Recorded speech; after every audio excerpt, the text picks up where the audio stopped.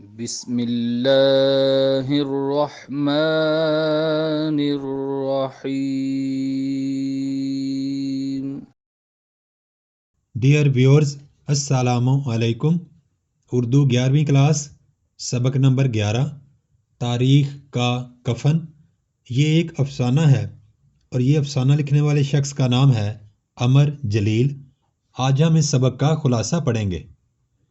عید کی نماز میں چند لمحے رہ گئے تھے کہ آخری صف سے ایک دبلا پتلا، کالا کلوٹا اور بوسیدہ کپڑوں میں ملبوس شخص، جسے شیدی کے نام سے جانتے تھے، اٹھ کھڑا ہوا۔ اس کے چہرے پر تھکن، بالوں میں خشکی اور آنکھوں میں عجیب سی ویرانی جھلک رہی تھی۔ وسیع عیدگاہ میں کراچی کے مختلف علاقوں اور طبقوں سے آئے لوگ صفوں کی لمبی قطاروں میں بیٹھے تھے۔ ملا بلند آواز میں وعظ کر رہا تھا، کبھی جوش سے اور کبھی نرمی کے ساتھ، مگر اکثر نمازی اونگ رہے تھے۔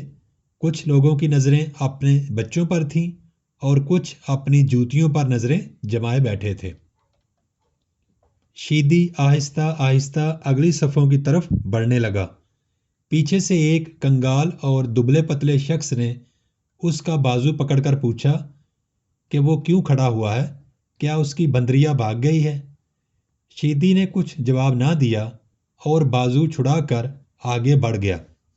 اگلی صف میں کسی نے اس کے سیاہ رنگ کا مذاق اڑایا، کسی نے اسے تارکول کہا، مگر وہ سب طنز نظر انداز کر کے مزید آگے بڑھتا گیا۔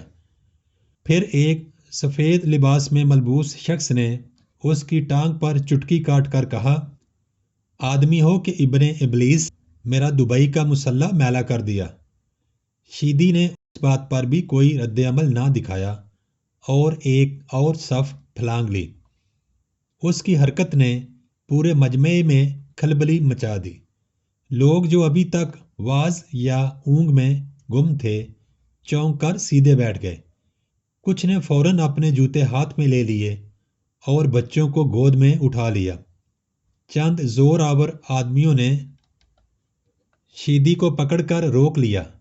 ملا نے وعظ ادھورا چھوڑ دیا اور ممبر کے زینوں پر کھڑے ہو کر منظر دیکھنے لگا۔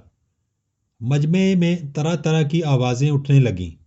کوئی اسے چور کہہ رہا تھا، کوئی جیب کترا اور کوئی لفنگا۔ سب کی زبانیں مختلف مگر الزام ایک ہی تھا۔ اسی شور میں ایک مفلس سے شخص نے آگے بڑھ کر بتایا کہ وہ شیدی کو جانتا ہے۔ وہ نہ چور ہے، نہ ہی جیب کترا ہے اور نہ ہی کوئی لفنگا ہے۔ یہ غریب اور سیدھا سادہ آدمی شیدی ہے۔ مگر مجمع جو پہلے ہی اشتعال میں تھا، اس کی بات سننے کو تیار نہ ہوا۔ لوگوں نے شیدی کو گھسیٹ کر عیدگاہ کے باہر لے جانا شروع کر دیا۔ اتنے میں کسی نے چیخ کر کہا کہ شیدی دراصل دشمن ملک کا ایجنٹ ہے اور اول صف میں بیٹھے مشہور شخصیت محمود صاحب کو نقصان پہنچانے آیا ہے۔ یہ سن کر حفاظتی عملہ بھی مشتعل ہوا اور اسے مارنے لگا۔ باہر لے جا کر ایک افسر نے اسے بیت کی چھڑی سے مارتے ہوئے بار بار پوچھا کہ وہ پہلی صف کی طرف کیوں بڑھ رہا تھا۔ شیدی کے چہرے پر تھپڑوں، لاتوں اور گھونسوں کے نشان پھیل گئے۔